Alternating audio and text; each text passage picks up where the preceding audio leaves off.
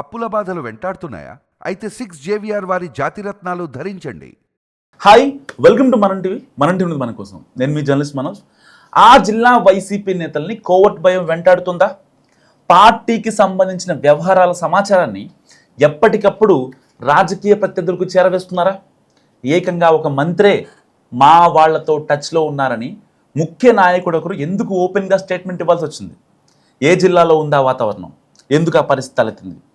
కర్నూలు జిల్లా పాలిటిక్స్లో ఉన్నట్టుండి కలకలం రేగింది. అది కూడా రాజకీయాలతో సంబంధం లేని వ్యవహారం కావడం, దాని చుట్టూ వివాదం రేగి టీడీపీ వైసీపీ నేతల సవాళ్లు విసురుకోవడంపై ఇప్పుడు చర్చలు నడుస్తున్నాయి. సతీష్ అనే ఒక యువకుడు ప్రేమ వ్యవహారం కాస్త ఇబ్బంది అయ్యి ఆత్మహత్య చేసుకున్న ఘటన ఈ తాజా కాకకు కారణం. వైసీపీ నేత ఎస్వి మోహన్ రెడ్డి, మంత్రి టీజీ భరత్ మధ్య పరస్పర విమర్శలతో మొదలైంది పొలిటికల్ హీట్. సో దానికి కొనసాగింపుగా తనను తప్పుడు కేసుల్లో ఇరికించి వేధిస్తున్నారంటూ వైసీపీ నేత బాలును ఆత్మహత్యాయత్నం చేయడంతో మ్యాటర్ ఇంకా సీరియస్ అయింది. వైసీపీ నేతలు జక్కంపూడి రాజా, భైరెడ్డి సిద్ధార్థ రెడ్డి బాలుని పరామర్శించి మంత్రి భరత్పై చేసిన వ్యాఖ్యలతో అధికార ప్రతిపక్షాల మధ్య నువ్వా నేనా అన్నట్టు మారిపోయింది వాతావరణం. వైసీపీ ఆధ్వర్యంలో కలెక్టరేట్ ముందు ధర్నా, అందుకు పోటీగా టీడీపీ ఆందోళనలతో వివాదం మరింత తీవ్ర రూపం దాల్చింది. మంత్రి భరత్పై భైరెడ్డి సిద్ధార్థ రెడ్డి చేసిన వ్యాఖ్యలు, సిద్ధార్థ రెడ్డిపై మంత్రితో పాటు టీజీ వెంకటేష్ చేసిన వ్యాఖ్యలు కర్నూలు పాలిటిక్స్లో కాకరైపాయి. భరత్ కుటుంబాన్ని భైరెడ్డి విమర్శించే క్రమంలో మా పార్టీలో కూడా కోవట్లు ఉన్నారని అనడంతో వ్యవహారం కొత్త టర్న్ తీసుకుంది.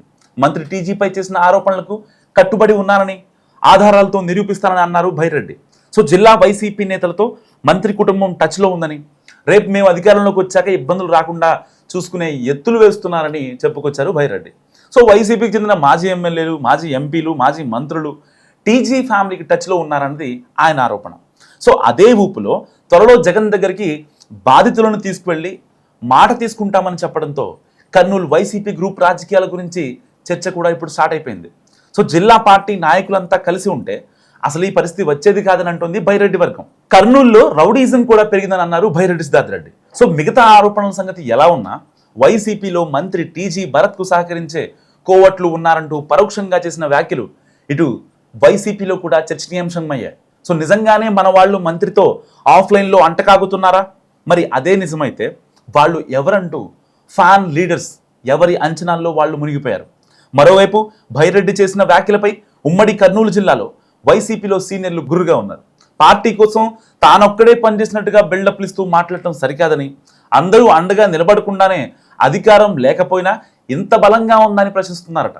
సో భైరెడ్డి సిద్ధార్థ రెడ్డి సొంత నియోజకవర్గం నందికొట్కూరు మున్సిపాలిటీలో పార్టీ మొత్తం ఖాళీ అయిపోయి నాయకులు టీడీపీ కండువాలు కప్పుకున్నారని, అందుకు బాధ్యులు ఎవరంటూ లాజిక్గా అడుగుతున్నారు వైసీపీ పెద్దలు.